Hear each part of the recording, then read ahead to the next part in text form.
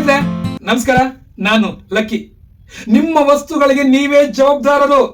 ಹೌದಪ್ಪ, ಹೌದು, ನಮ್ಮ ವಸ್ತುಗಳಿಗೆ ನಾವೇ ಜವಾಬ್ದಾರರು. ಸ್ವಲ್ಪ ಮಿಸ್ ಆದ್ರೆ ಯಾರಾದ್ರೂ ಕದ್ಕೊಂಡು ಹೋಗ್ತಾರೆ. ಇದು ಅಂದ್ರೆ ನಿಮ್ಮ ವಸ್ತುಗಳಿಗೆ ನೀವೇ ಜವಾಬ್ದಾರರು. ಇದು ನಮ್ಮ ಕನ್ನಡ ಸಿನಿಮಾ ಸೂಪರ್ ಆಗಿದೆ. ಆನೆ ಕದ್ರು ಕಳ್ಳನೆ, ಅಡಿಕೆ ಕದ್ರು ಕಳ್ಳನೆ, ಕಳ್ತನ ಮಾಡದೆ ನಮ್ಮ ಕೆಲಸ. ಕಾಯಿಲೆಗಳಲ್ಲಿ ಹಲವು ವಿಧ, ಕಳ್ತನ ಮಾಡೋ ಕೂಡ ಒಂದು ವಿಧ. ಈ ಸಿನಿಮಾದಲ್ಲಿ ಪ್ರಮುಖ ಪಾತ್ರಗಳೆಲ್ಲವೂ ಕಳ್ತನ ಮಾಡುತ್ತೆ, ಅದೇ ಅವರ ಕೆಲಸ. ಕಳ್ತನ ಯಾವ ರೀತಿ ಮಾಡಬೇಕು ಅನ್ನೋದನ್ನ ನಿರ್ದೇಶಕರು ನೀಟಾಗಿ ತೋರಿಸ್ಕೊಟ್ಟಿದ್ದಾರೆ. ಇದು ಸಿನಿಮಾ ಕತೆ.